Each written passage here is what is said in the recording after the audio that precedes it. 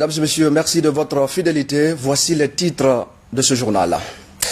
Les boulangers et pâtissiers de Guinée chez le Premier ministre chef du gouvernement, ils étaient venus discuter de l'amélioration de leurs conditions de travail. Dr Ibrahima Kassori Fofana a dit toute la volonté du gouvernement à les accompagner dans ce sens. Développement des collectivités à la base. Plusieurs infrastructures sont désormais réalisées à Boké et à Sangaredi, deux localités qui bénéficient ainsi des efforts du gouvernement à travers l'ANAFICA. Comment restaurer le couvert végétal autour du fleuve Kokulo? C'est la préoccupation du moment des populations de Pita. Elles viennent de mettre en terre des milliers de plants sur place. Nous ferons le point dans cette édition d'information. Voilà pour le sommaire. Bienvenue à tous dans ce journal. Le Premier ministre chef de gouvernement a donc reçu ce mercredi une délégation de la coopérative nationale des boulangers et pâtissiers de Guinée. Plusieurs questions étaient à l'ordre du jour. Une occasion pour Dr Ibrahima Kassori Fofana de réaffirmer la volonté du gouvernement dans le cadre de la valorisation de ce secteur. Compte rendu, Adi Kamara. Les responsables de la coopérative nationale des boulangers et pâtissiers de Guinée rencontrent le Premier ministre chef du gouvernement, Dr Ibrahima Kassori Fofana, pour conférer avec lui sur les difficultés auxquelles ils sont confrontés, tout particulièrement en cette période de crise sanitaire due au coronavirus.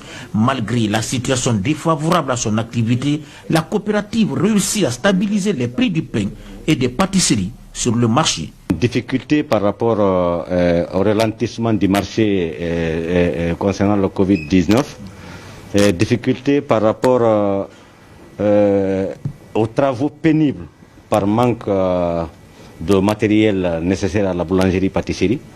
Donc difficulté pour accompagner nos membres qui sont dans des travaux pénibles. Bon, le transport de la farine aussi c'est un calvaire pour nous. Parce que ici, Kouria, il n'y a pas 70 km. Mais le sac qui se vend ici à 240 000 se vend à Kouria à 265 000. Bon, le prix du pain sur le marché est stable. Les boulangers ont compris. La sensibilisation continue pour la stabilité de notre pays. Le dispositif mis en place par le ministre du Commerce pour amoindrir les impacts négatifs de la pandémie prévoit la création de fours modernes respectueux des normes standards en matière d'hygiène et de qualité. Le dispositif vise également à faciliter le transport de farine à l'intérieur du pays et la normalisation du poids des pains.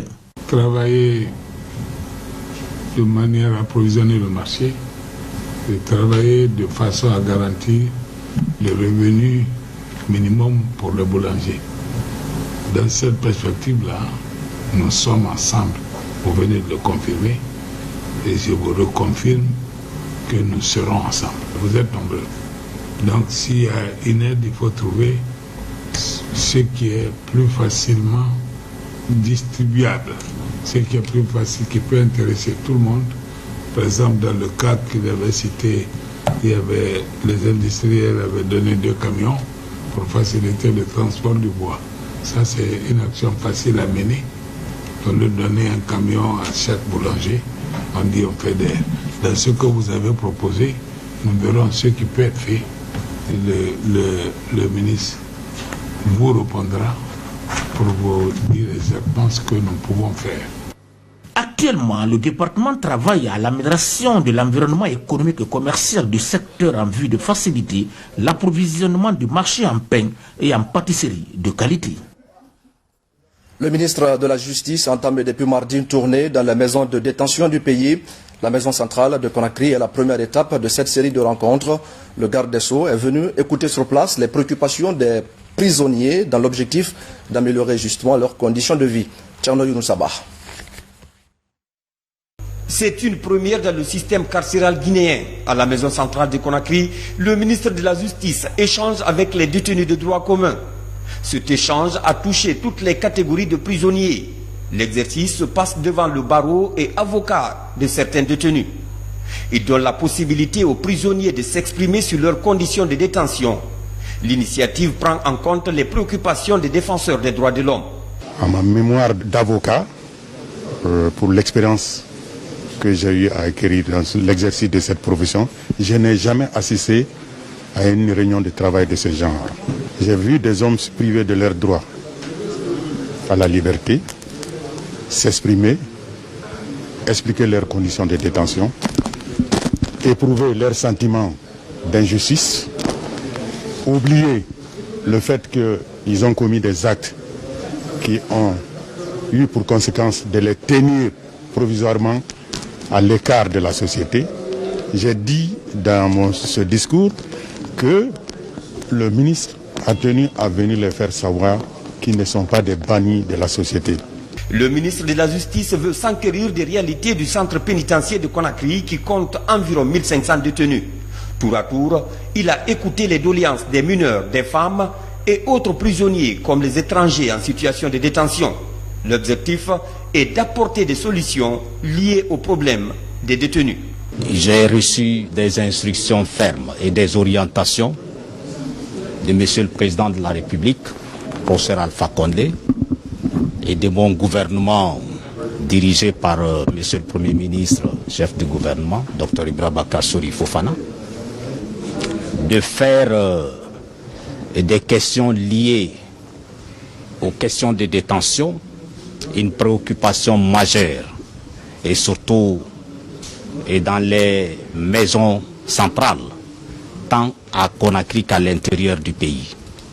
Et au sortir de cette maison centrale tout à l'heure, dès demain, je vous garantis que des commissions seront instituées pour pouvoir examiner très rapidement les doléances qui ont été soumises ici, et sans langue de bois par l'ensemble des personnes entendues, pour que force reste à la loi. Cette série de tournées instituée par le garde des Sceaux va s'élargir à toutes les maisons centrales et prisons civiles que compte l'administration pénitentiaire du pays. Elle va aider à disposer des données fiables dans le milieu carcéral en vue d'améliorer les conditions de détention en Guinée. Je le dis également au sommaire de cette édition d'information, les impacts de l'Agence nationale de financement des collectivités se font de plus en plus ressentir à l'intérieur du pays. Plusieurs infrastructures socio-économiques de base viennent d'être réalisées à Sangaredi et à Boké. Ce sont des centres de santé, des écoles ou encore des gares routières, des projets du gouvernement que les collectivités apprécient à leur juste valeur. Le point avec Makale Souma. Tchankounai est l'un des plus vieux districts de la sous-préfecture de Sangaredi. Très enclavé, surtout sans école pour ses enfants, c'est grâce à cette initiative gouvernementale pilotée par l'ANAFIC que les enfants de Tchankounai ont désormais leur toute première école. Une école de 4 salles de classe, un logement pour les encadreurs, des toilettes, un fourrage et une clôture grillagée. Suite au diagnostic participatif dans l'élaboration de notre plan de développement local, et lorsqu'on était à la délégation spéciale, nous avons recensé les besoins, et parmi ces besoins, il y avait la construction de cette école au bénéfice des communautés.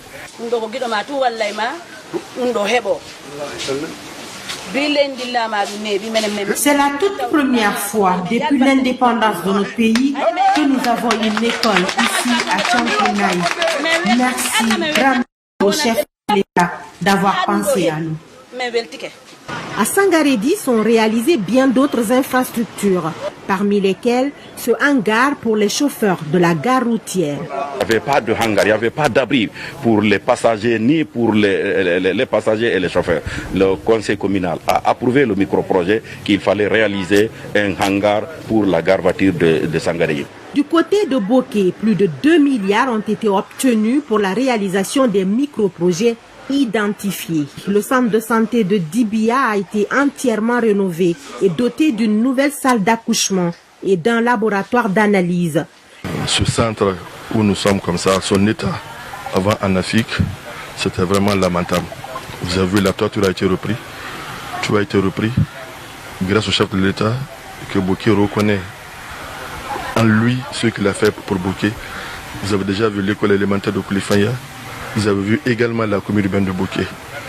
Et tous ces projets qui avaient un budget de 2 milliards 275 millions, grâce au chef de l'État, grâce à cet instrument qu'on appelle ANAFIC, que la Guinée n'a jamais connu. L'ANAFIC nous a donné un bijou. C'est un bijou. Au nom de la DPS, au nom du chef de centre, je remercie monsieur le président Alpha Condé d'avoir pensé à Dibia pour faire ce bijou. Avec ces acquis, les prochaines étapes consisteront à combler les manquements constatés. Dans les perspectives de 2020, il y a ce qu'on a appelé des PAI de confortation.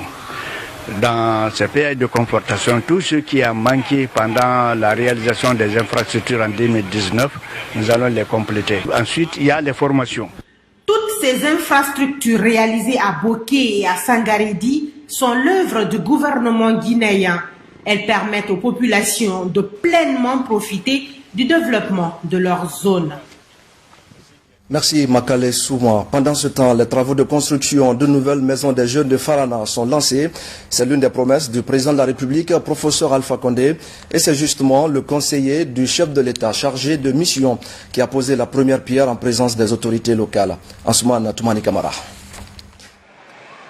Cette maison des jeunes, héritée de la Première République, va, dans les temps à venir, céder sa place à une infrastructure moderne. Il s'agit d'un édifice R+1 et d'une architecture qui va imprimer un nouveau visage à la ville de Farana. Le délai d'exécution, le gros œuvre, je vous donne 5 à 6 mois le gros œuvre. Ça, je vous donne la garantie. Et on le fera avec les matériaux de construction à Farana ici et avec les jeunes de Farana. Vous avez vu les photos, vous avez vu le projet lui-même. Et ça se passe de commentaires. Donc, cette maison des jeunes, ça va s'appeler Venez voir. Venez voir parce que ça sera une première. Parce qu'une maison des jeunes avec étage. Donc, nous demandons à la population d'être aux côtés des ouvriers à tout moment pour les encourager, pour que le travail puisse marcher, pour qu'ils ne se sentent pas isolés. La réalisation de cette infrastructure juvénile est la matérialisation d'une promesse du chef de l'État à la jeunesse de Farana. Et cette initiative présidentielle, vivement applaudie ici, est perçue comme l'une des actions concrètes de soutien à l'épanouissement de la jeunesse. Mon sentiment, c'est d'abord une joie et un remerciement à l'endroit du président de la République, le professeur Alpha Condé, le grand bâtisseur. Il nous a promis et il a réalisé. La construction d'une maison des jeunes dans une collectivité vient apporter vraiment un de plus. Au sein d'une maison des jeunes, il y aura les activités de sensibilisation, les activités de renforcement des capacités sur des questions de préoccupation.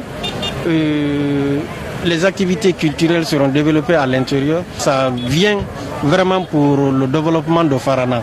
Les travaux de reconstruction de la maison des jeunes de Farana seront élargis à la réhabilitation de la tribune et à l'aménagement du rond-point central contigu à cet espace d'épanouissement de la jeunesse.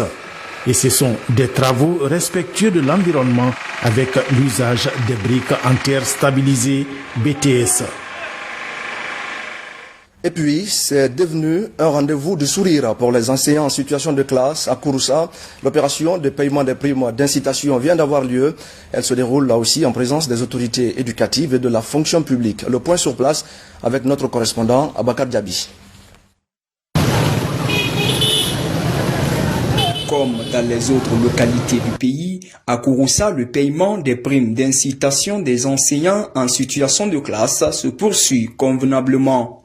Dans l'enceinte de la direction préfectorale de l'éducation de la localité, la joie se lit sur les visages après la résolution des problèmes liés au mauvais recensement des enseignants en situation de classe et en même temps administrateurs d'école.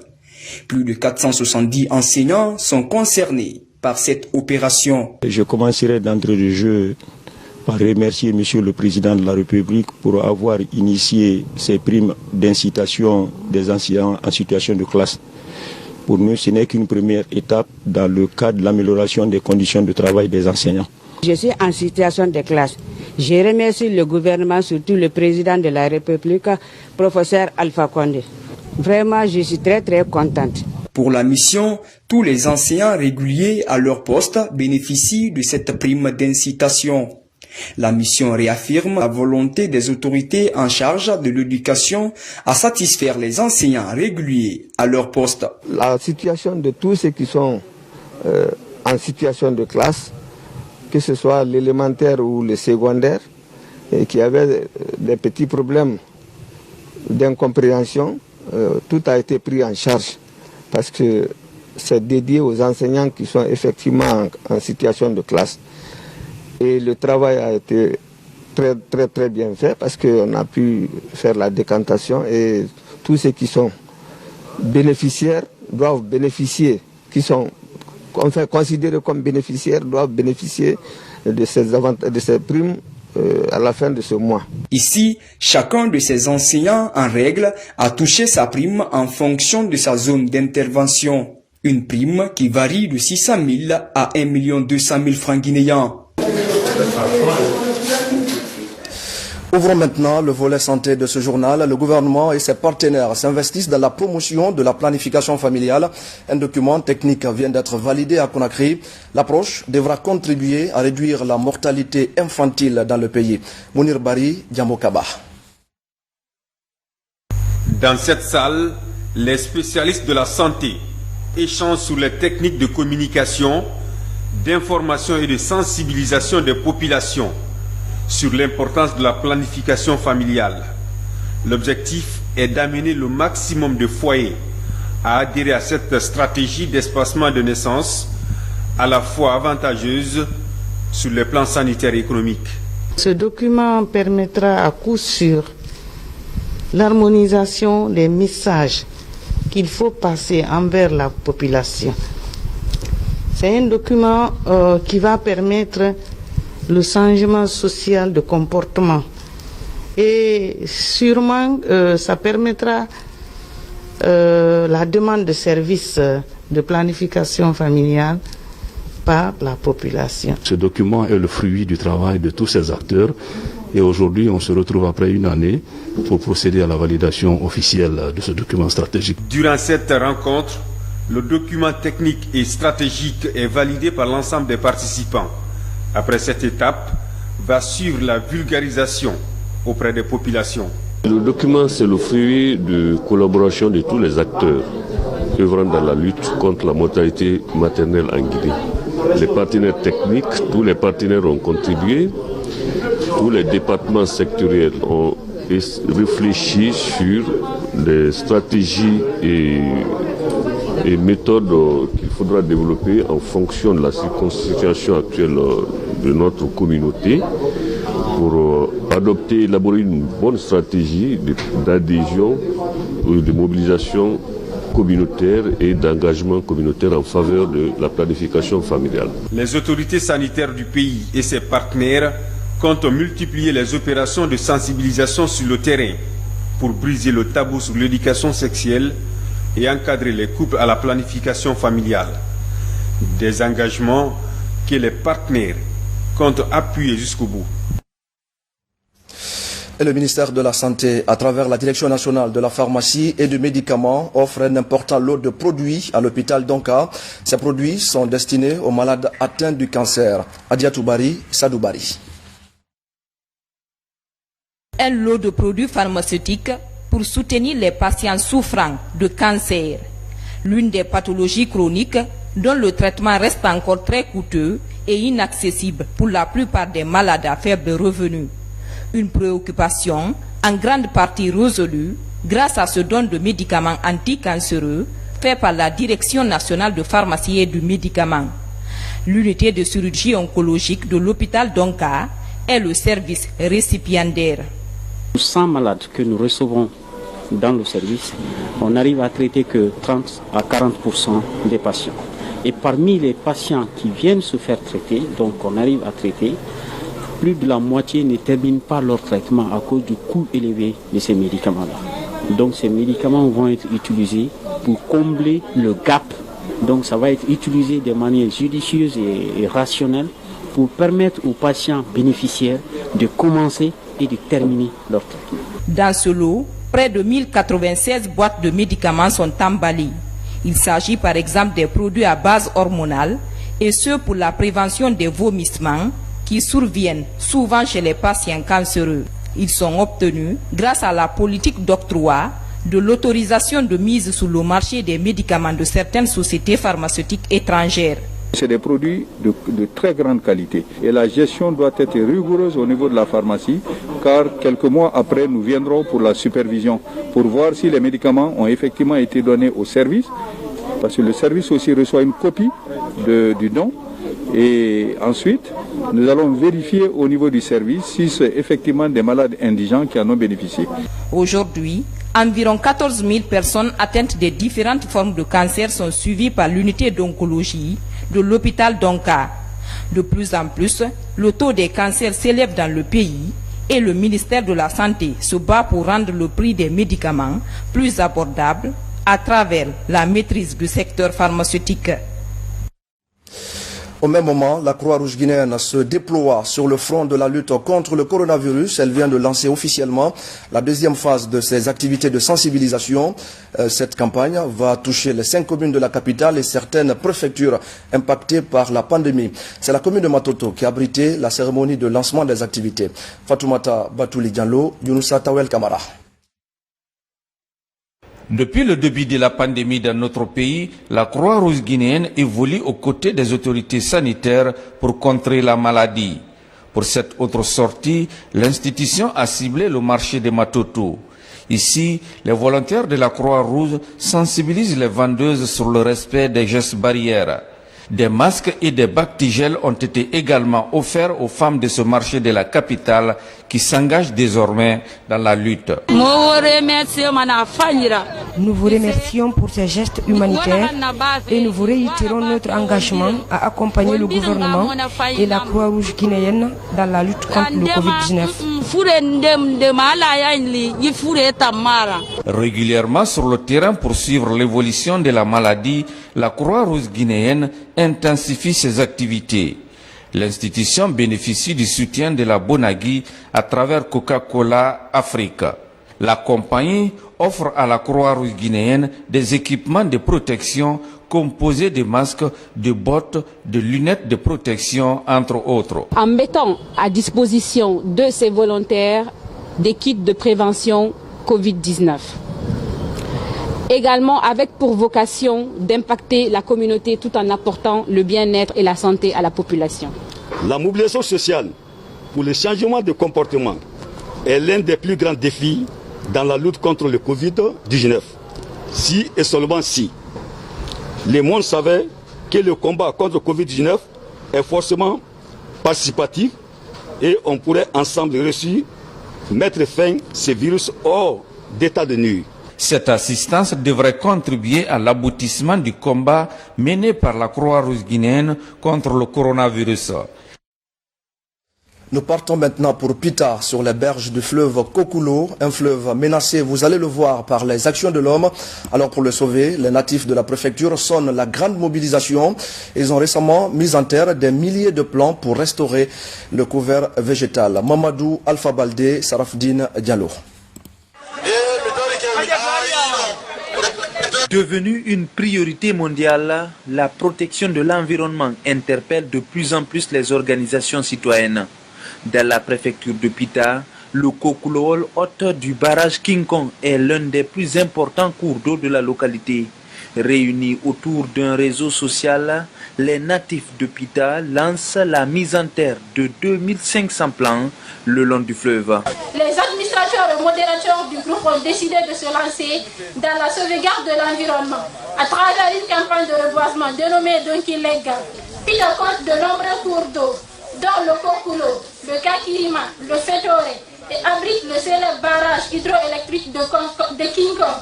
Actuellement, ces fleuves sont fortement menacés par la déforestation. Cette première campagne se veut annuelle à Pita. Avec cet engagement citoyen, la ville entend sauver ses cours d'eau et faire partie des préfectures vertes du pays.